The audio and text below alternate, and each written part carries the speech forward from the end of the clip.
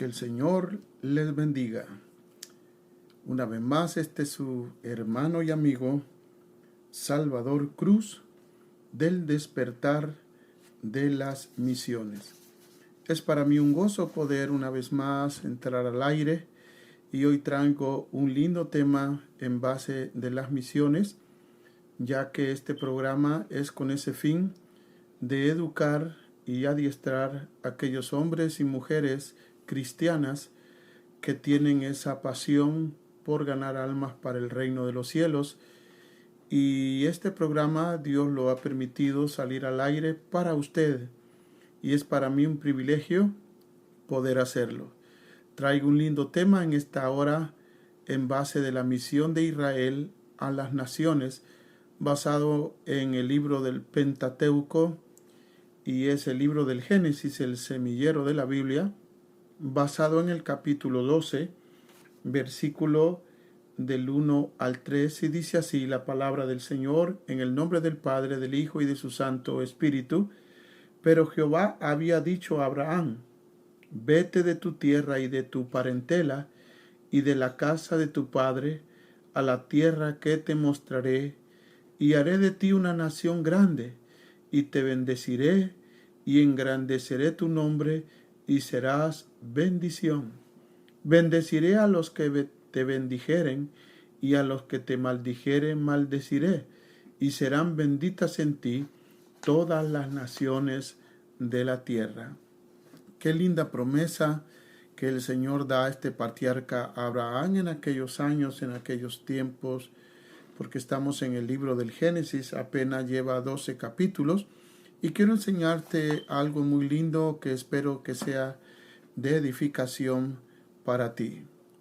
Si consideramos el tema de la misión del pueblo de Dios en el Antiguo Testamento, apropiándonos del concepto de paradigmas, podemos afirmar sin temor a equivocarnos, hermanos y hermanas, que prácticamente todos los libros del Antiguo Testamento nos hablan de la nación y de la misión de Israel a las naciones. Cada libro del canón veotestamentario da testimonio de un rincón de la vida y de la fe del pueblo de Dios escogido.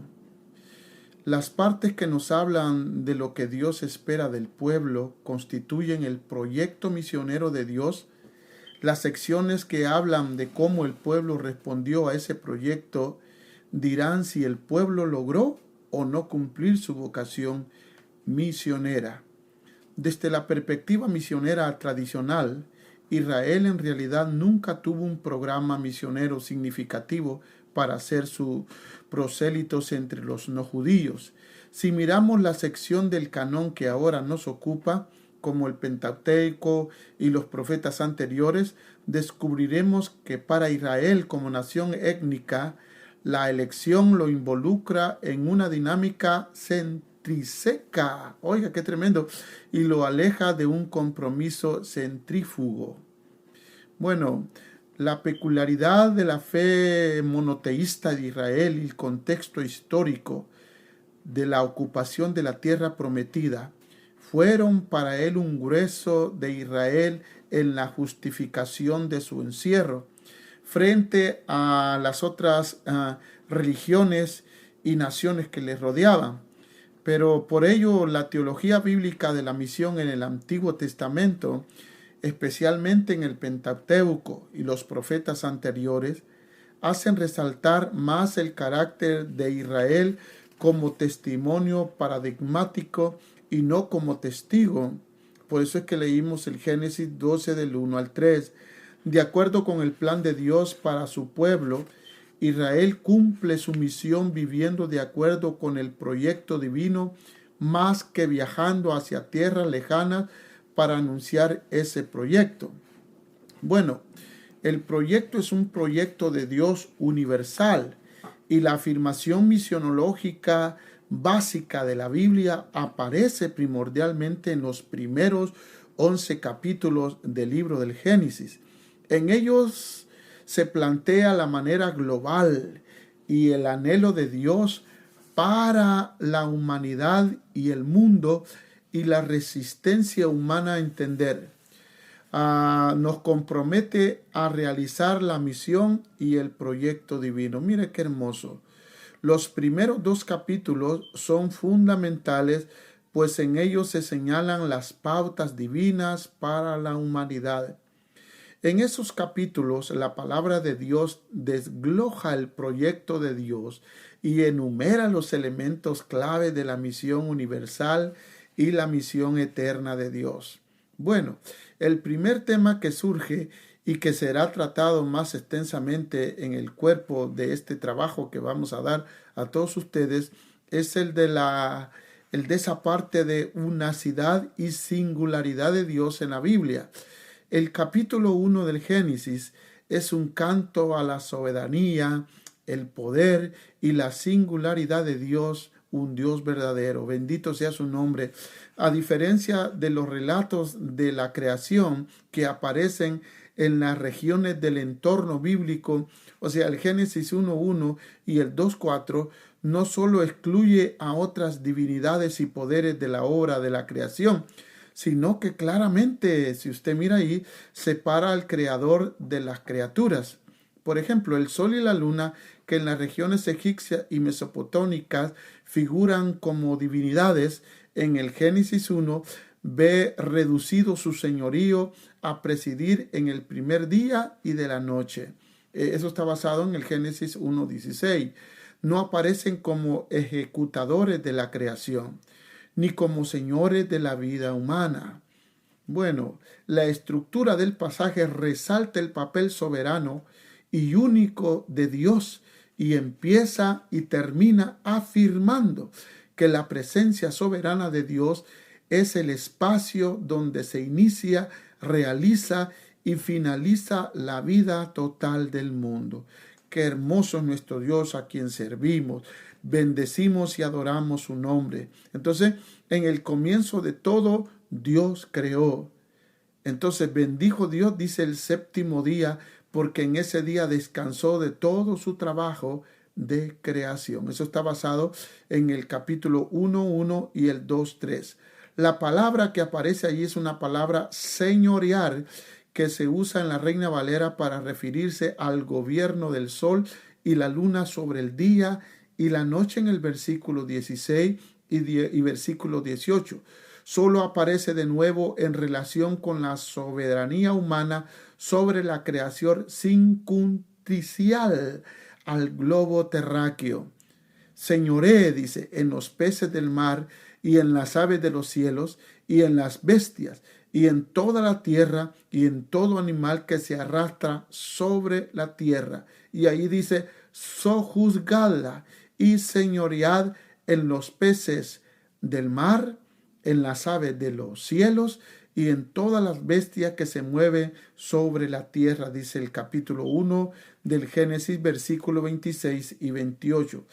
De acuerdo con nuestro pasaje, el primer compromiso misionero humano es ejercer dominio sobre la creación, de modo en que Dios lo ejerce. Según este principio teológico, la misión de la iglesia tiene su punto de arranque en el hecho de que el ser humano es señor de lo creado en este planeta. Bendecimos a nuestro Dios. Realizar la misión también significa reconocer el compromiso que tenemos, hombres y mujeres, como los responsables inmediatos de lo que pasa en esta nuestra gran casa, la tierra. Una responsabilidad que resulta de la inclusión y unidad entre la soberanía universal de Dios y el señorío humano sobre este planeta. Este hecho de compartir señoríos tiene varias implicaciones para nuestra comprensión de la misión de Dios para nosotros. En primer lugar, porque en la responsabilidad y el privilegio de ejercer ese señorío, nada ni nadie se interpone entre Dios, el soberano universal, y el ser humano. Su representante aquí en la tierra, de este modo, se excluye de entrada a la participación de otro poder ajeno al de Dios en nuestro papel de autor. La misión, de acuerdo con la Biblia, es en su raíz una fuerza incontrolable, destrozadora de ídolos y desenmascarado en la desplaza de aquellos dioses falsos de la antigüedad. Bueno, en segundo lugar, la misión consiste en ser responsable de mantener bien arreglado este cosmos, o sea, la tierra, que Dios nos ha dado para guardar y cuidar. Misión en la Biblia significa mayordomía, ecología, cuidado del medio ambiente. La misión de Dios nos ha encomendado solo para ejecutarse si se mantiene en un marco donde la línea de autoridad permanece tal como lo procede o lo propone el libro del Génesis 1:1 y 2:4. Dios, ser humano y animal en tercer lugar. Bueno, vamos a ver este tercer lugar. El señorío que Dios ejerce y comunica al ser humano es sobre todo por la palabra, por la Biblia. De acuerdo con el Génesis 1, la creación se ejecuta por medio de la palabra divina. Solo el ser humano es creado de manera muy diferente. El ser humano recibe autoridad por medio de la palabra imperativa de Dios. Le dijo: fructificad y multiplicaos, llenad la tierra y sojuzgadla y señorear, dice el versículo 28 del capítulo 1 del Génesis. Ahí vemos una relación entre el ser humano y Dios. Ningún otro poder le ordena a la gente lo que tiene que hacer o decir, sino solo Dios. La palabra que dirige al ser humano en su proclamación y en su actuar es la palabra de Dios y ninguna otra más. Por ello, la misión que recibe por encargo el ser humano no puede permitir la insurgencia de ninguna otra palabra que no sea la de Dios. Esto se muestra claramente en el capítulo 2 del Génesis, versículo 16. Y mandó Jehová Dios al hombre diciendo. Por todo lo anterior que hemos hablado, resulta inútil ver el Génesis 3. Ahí se nos muestra el reverso de lo que hemos dicho hasta aquí. El primer diálogo que tiene el ser humano, en este caso la mujer, con alguien que no es otro ser humano, es un animal, la serpiente. Pero lo más sorprendente, que el animal inicia la charla, o sea, la conversación, y establece la pauta del diálogo. Al final, después de un forjeceo de medias verdades, la palabra que orienta, o más bien desorienta al actuar del ser humano, es la del animal y no la de Dios. Cuando Dios aparece en la escena, el hombre lo culpa por haberle dado a la mujer. La mujer también lo culpa por haber creado a la serpiente. De acuerdo con Génesis 3, el esquema de autoridad se invierte. Animal, ser humano, Dios. Mire qué tremendo esto. Hay que saber esa parte linda, hermano. Bueno, el animal se convierte en el que dicta lo que tiene que hacer y el ser humano pasa a ser el que pone en duda la palabra de Dios y enjuicia a Dios. En ese diálogo, Dios y su palabra son solo el tema de la conversación. Dios no es el que habla, ni su palabra marca la pauta y la ruta del diálogo y la acción humana. Cuando se corrige el esquema de autoridad en el mismo capítulo 3, la relación de Dios con el ser humano y de éste con la naturaleza ya no es armonía y vida plena. El pecado ha minado la vida total de nuestro planeta. Y a partir de aquí, la misión entra en una nueva dimensión que será siempre vista, juzgada y cambiada a partir del proyecto divino de los 2 primeros capítulos del Génesis. Los siguientes capítulos del Génesis 1 al 11 mostrará las áreas de alienación y pecado en las que se desarrolla una vida humana ajena a Dios y alejada de sus designios. Fracticidios, capítulo 4 del 1 al 16, venganza, capítulo 4, versículo 23, maldad, capítulo 6, versículo 5, orgullo y desobediencia en el capítulo 11 del 1 al 9, notamos esas partes. Se trata de situaciones a las que la misión de Dios convocará a su pueblo para que juntos vuelvan a hacer de esta tierra un cosmos, un mundo de Dios y para Dios. Por ello es importante retornar los primeros, capítulos del Génesis 1 al 2, porque esos pasajes no solo hablan de la misión en el contexto de la soberanía de Dios y del nombramiento del ser humano como su lugar importante, sino que además señalan elementos clave de la misión que se tocarán tanto en este como en los otros capítulos del presente libro que vamos a mirar. En Génesis capítulo 1, versículo 26 al 27, dice que el ser humano, Adán, fue creado a imagen y semejanza de Dios y que como tal fue creado en una realidad plural y comunitaria. El ser humano, el que refleja la verdad, la imagen de Dios, no solo ejerce la autoridad, sino que es una comunidad y no un individuo. Así como Dios es por siempre una realidad comunitaria, su imagen también lo es. La misión no puede ignorar el hecho, porque esa comunidad humana es, en primer lugar, una pareja, varón y hembra, hombre y mujer, y en segundo lugar, una familia. Génesis 5, 1 al 3. La misión, desde este ángulo, afirma la igualdad del varón y de la mujer en todo lo que concierne a responsabilidades y privilegios. En el capítulo 1 del Génesis 28 al 30 y capítulo 2 versículos 18 al 25 son claros al indicar que la tarea humana no restringe ni libera a nadie de las responsabilidades que se mencionan como tarea del ser humano, como bien, hermanos amados, en esa relación hombre y mujer en la Biblia. Anda en este contexto, hermano, que acabamos de mirar, sugiere que la mujer sería ayuda idónea del hombre exclusivamente en la reproducción. Si ese fuera el caso del Génesis 2, entraría en contradicción del Génesis 1, donde, como hemos visto, el hombre y la mujer como imagen Dei, o sea, la imagen de Dios, reciben de Dios una común vocación que incluye la procreación y la mayordomía de la creación. La misión, a partir de la enseñanza de estos dos capítulos, coloca la familia y el hogar como la base indiscutible de la sociedad.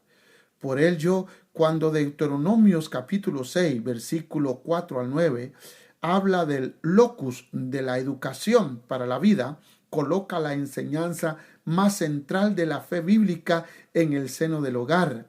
La misión de educar al ser humano como imagen de Dios se realiza desde el hogar y hacia el hogar.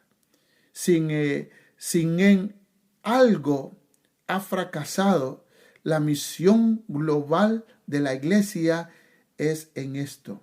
En la tarea evangelizadora ha caído presa de individualismo de la cultura occidental, de acuerdo con el testimonio global de la Biblia. El sujeto y el objeto de la misión como identidad humana no es el individuo, sino la familia. Esto, hermano, es muy importante para saberlo. Bueno, finalmente la misión, de acuerdo con Génesis 1 y 2, se realiza con la comprensión de que el señorío que Dios otorga al ser humano no da pie para que el varón señoree sobre la mujer, ni la mujer sobre el varón, ni para que una raza o etnia señoree sobre los otros. En ningún momento Génesis 1 y 2 habla de una autoridad ejercida por un ser humano sobre otro. Tratar de dominar a otro ser humano es usurpar el lugar de Dios. La misión, por tanto, no deberá promover ningún tipo de supremacía de sexo, raza o etnia. La enseñanza de Gálatas capítulo 3, versículo 24-28 y la constante afirmación de la preocupación divina por los marginados, por los oprimidos y vulnerables, no deja lugar a duda de la misión de la iglesia. Esto fue su amigo y pastor y misionero Salvador Cruz en su segmento El despertar de las misiones.